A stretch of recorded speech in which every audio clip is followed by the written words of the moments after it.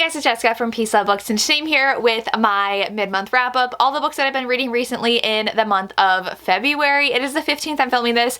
I can probably squeeze in one more book by tonight, but I'm going out of town tomorrow, so I'm pre-filming some things, and I have read 12 books in the last 15 days, which is not too bad. Most of those were on a weekend, and I have lots of 5 stars, and I'm super excited to get into the video. But before I get started, I would like to thank the sponsor of this video, which is Meghan Quinn.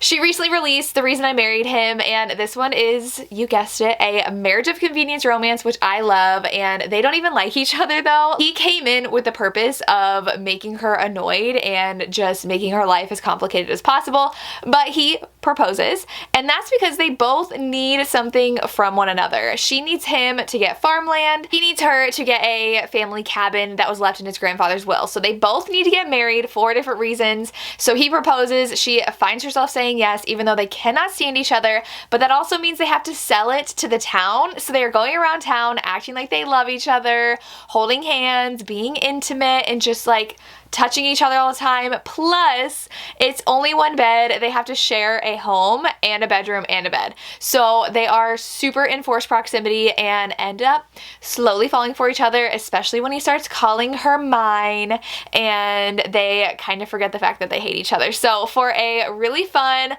romantic comedy, laugh out loud, marriage of convenience romance, you have to pick up The Reason I Married Him by Meghan Quinn, and I want to thank her so much for sponsoring this video. I do have quite a few 5-star reads I read this month, which I am so happy about, and the first one is Through the Glen by Samantha Young. This one I loved so much because the heroine is very shy, and she has definitely lived life not knowing how to really put herself out there because of how she was raised. She was raised in a very abusive household with a mother who just was not fit to parent, and so later in life she was actually adopted by her grandfather and grew up with him and her cousin, but she had like the first like 12-13 years of her life not good. So now she is a maid at this estate that the whole series takes place at. It is an estate for like really wealthy patrons. They live there kind of like to hide out, and the hero is one of the wealthy patrons. He is a viscount. I was like, he's something in the British aristocracy, but he is a viscount, and he is also a very famous screenwriter, and he's kind of has writer's block right now, but he's always been adamant that he writes his own scripts. He doesn't take them from anything else. However, the heroine is actually a very secret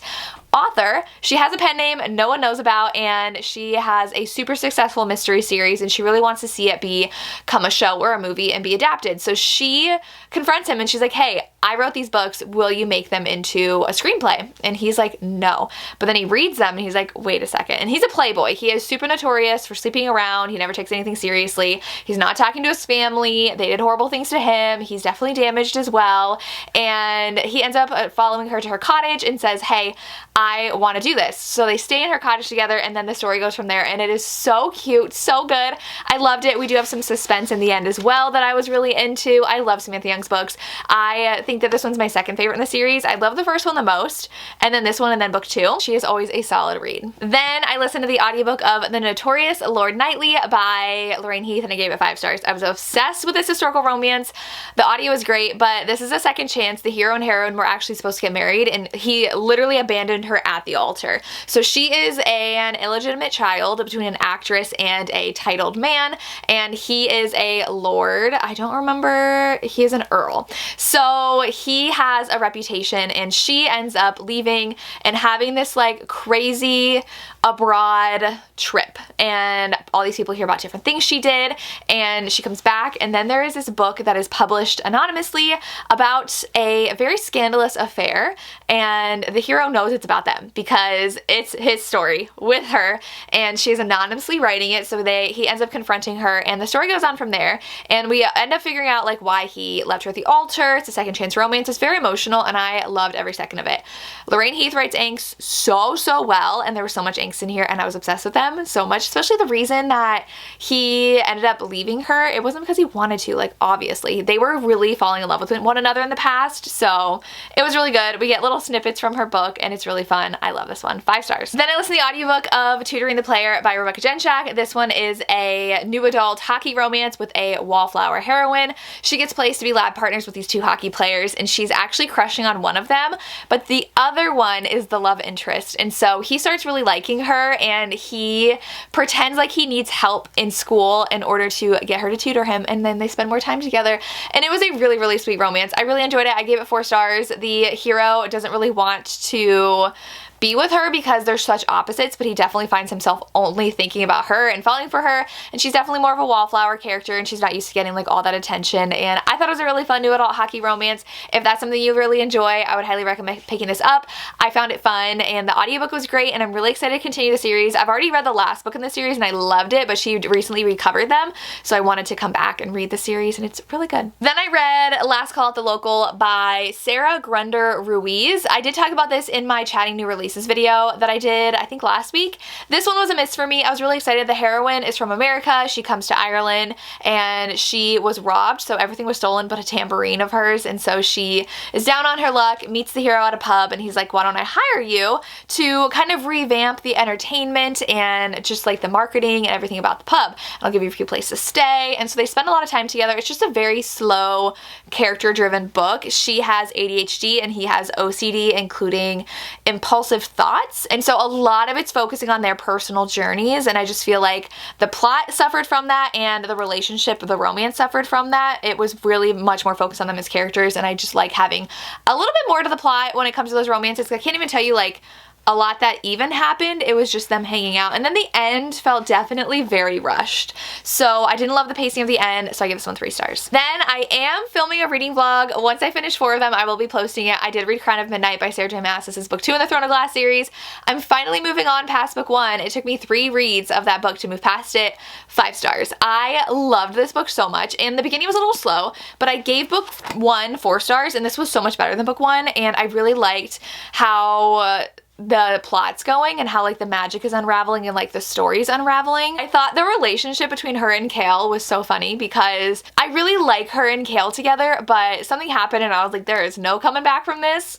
I feel so bad for you. I like Kale as a character, so that's all I'm gonna say. I do know we get so many more characters in the series. I feel like these 2 books are just really setting things up and don't really matter in the long run when it comes to like characters and things like that, because she leaves at the end of this one, and I feel like the next book's really gonna just like shoot off the series. So I still really enjoyed it though.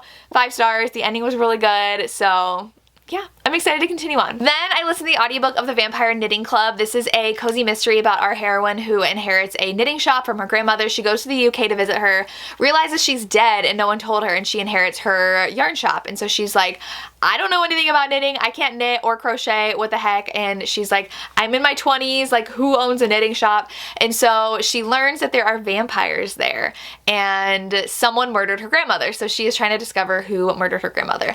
This was just fine. I just read a really good cozy mystery in December that just like hit it out of the park for me. So this one didn't compare to that one. It was just fine. I wasn't super invested in the mystery at all. So I gave it 3 stars. It wasn't like a horrible read, but it was not my favorite. And I just ended up passively listening. I'm like, okay, we're just following her along, a little bit of a slow part. And then I was like, okay, that makes sense. And like, it was just like moving on from there. So I gave it 3 stars. I don't know if I'll continue the series. If you've read the series and you enjoyed the rest, let me know, but I'll probably check out some other cozy mystery authors. Then I did a reading vlog where I read your favorite books of 2023, and I finally read In a Jam by Kate Canterbury, and I gave this one 3 stars. I think I went in with way too high of expectations. It is a single parent romance. She ends up inheriting this farm, and she is actually like a teacher from the city, and then she moves to this farm and she meets this guy who she was really close friends with in her past, and he has been pining after her for years. I love the pining aspect. The pacing of this book, it was so slow. There's not a lot that happened. We just like kind of follow them around, and then they finally get together, and then it was like 60% and they got together, and then we had like 3 sex scenes in a row. And I'm like, we went from 0 to 60 very quickly, and I did not need this. I was like, oh god, they're doing it again. Like, do we need this in the plot? And I was just a little bored by the story. So I was gonna give it 4 stars, but even then I was like, I don't love it enough. It was more like 3.5, but I didn't love enough to give it 4. So I did love the daughter in here, the little girl. It's her uncle that's raising her, so she was fun. I really loved her character, but I just didn't really care about like the day-to-day stuff with the heroine, trying to figure out if she wants to teach or stay or do whatever. So it was alright. Then in that vlog, I read The Devil and the Deep Blue Sea by Elizabeth O'Rourke in 5 stars. This is probably gonna be a favorite of the year. I was so obsessed with it. It's so angsty. The heroine is a pop star and she goes on vacation with her ex's family and he's really trying to get back together with her. He is a guitarist for a different band and she goes and he doesn't show up. He's stuck in jail in a foreign country because he had weed. So she is like, I'm stuck with this family, and she really butts heads with his older brother who's there, but they start spending time together and start really liking each other, but they cannot be together. She's a pop star. She has so many different responsibilities. She really doesn't like her life either. She is just dragged through life by her manager and has to do really not great things for herself and is punished for wanting to take a break, and it's just very toxic. And then he is a doctor in Somalia. It's pretty much like Doctors Without Borders. He is in a war-torn country though, where he is one of the only people that can do his job, so he just like can't leave at all. So it's really right person, wrong time, where even if they wanted to be together, they can't. So it's very angsty and emotional, and I really loved it. And the heroine got a little annoying at the end, but I just love the story so much, and he was so desperately in love with her. I loved it. I loved it so much. 5 stars. And then I also read Unsteady by Peyton Corinne, and this was an absolute 5-star read too. This one was so good. The hero was in an accident in a hockey game, and he is a college hockey player. So he ends up waking up and not being able to see anything. So he has PTSD from that. He gets really bad panic attacks when he tries to skate again, and the heroine's a figure skater and finds him in the middle of a panic attack on the ice, and so she kind of helps him. And she is actually raising her 2 younger brothers because her dad is an alcoholic and her mom's not around anymore, and she's only a college student. She has a lot of pressure on herself, and she finds it really hard to trust people and believe that they're gonna stick around because so many people have left her in her life. So he falls so hard for her, and she has really kept him at a distance for a long time, but it is so good. I was obsessed with every character in this book. I need books for every single side character, even his parents. I need a book for. It was so good. I loved every second of this book and I was obsessed. 5 stars, loved it. Then I listened to the audiobook of Forever Your Rogue by Erin Langston, and this one is a really sweet historical romance where the heroine needs to be engaged to someone in order to get custody of her kids back. She was married, she really didn't like her husband, she had 2 kids, he wasn't good to her, and he died, and in his will said that someone else actually gets control over her children. And so she wants to act like she's married in order to get them back from the courts, and the hero is someone that owes her a favor because of something that happened in the past. And so she is like, I'm cashing in on my favor, you need to be engaged to me. He is very notorious for not taking anything seriously, sleeping around, he is a rogue, and they end up falling in love. And it was really sweet. I gave it 4 stars. It definitely had a lot of slow parts to it. I wasn't fully swept away by the romance like it seems like a lot of people were. I was expecting something really good, but I had just read Lorraine Heath's and I was like, that was a sweeping angsty romance, and this one was just cute. It was really good, really solid historical romance, but nothing that like blew my socks off. And like I said, the ending also took really, really long to happen, especially if I listen to an audiobook. I'm like, we still have 3 hours left and we're starting the resolution of the conflict. Why is it taking 3 hours of an audiobook to like wrap this up? I feel like it should have wrapped up a little sooner. So yeah. 4 stars, solid, but not my new favorite. Then I read Chasing Fire by Nora Roberts for my Patreon book club. We're reading a Nora Roberts book a month. This was February. I gave this one a solid 4.5 stars. I think I might round it, I don't know if I want to round it up or down, but this one it's read very fiction because the heroine is a fire jumper. She jumps out of planes to fight fires all across the United States, and the hero is a rookie on the fire jumping team, and they immediately fall in love. So the romance really happens in the first 200 pages, and they're sleeping together. She finally gives in to him, and then dead bodies start turning up in fires. So that's where the mystery suspense kind of comes in, and then we have the last 300 pages where that kind of plays out, and it was a lot of fun. I do think, like I said, it was definitely very fiction-y, and especially for a while in the beginning because we didn't get a lot of suspense happening, but I think that Nora researches so well because the fire jumpers were brought to life. Like whatever they were doing down to like the injuries that could happen was so interesting, and it really was fast-paced. I really liked that, but the plot itself wasn't that fast-paced because they were just going out to fight fires until the suspense actually came in.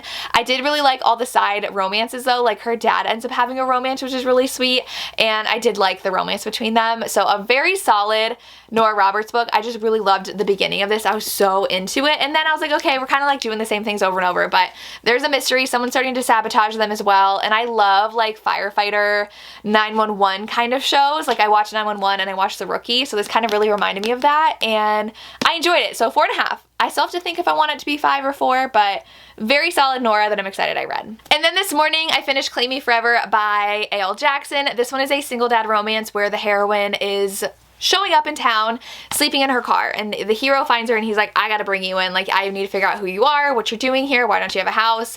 And so he ends up moving her into his, I think it's like an extra house on his property. He's a single dad and there's a lot of mystery around what had happened to his wife. She feels really guilty. She thinks that he still loved her, but there's like a big story there. I really like this one. I do think it went on a little too long. Like this was a 13-hour audiobook and the suspense really didn't come in until the end. I do feel like some of it should have started happening a little earlier and it was really good. I do think that it just dragged on a lot because I was like, honestly, like what plot points actually happened in here? So it's a 4-star for me, but more on like the 3.75 of 4-star. I think 3.5 is too harsh because I did really end up liking this and like the mystery unraveling at the end. I loved the suspense in this one, but I just need a little bit more. But I did really love his kids. He had twins and then a daughter and they were so cute and they ended up really loving the heroine, but people were very wary of her because she is used to like running away from situations and so they don't trust her to stick around, but she's in town trying to find someone. So that's all I want to say about this one. Solid read. I did like the first one better, but I think I like this better than book 2. So I really like A.L. Jackson's romantic suspense and this one was a lot of fun. Not a new favorite, but a very solid book in the series. And those are all the romances I've read so far this month. Let me know if you read these and what your thoughts were or what you read this month. I would love to hear, and that's all I have. As always, thank you so much for watching and have a good day. Bye.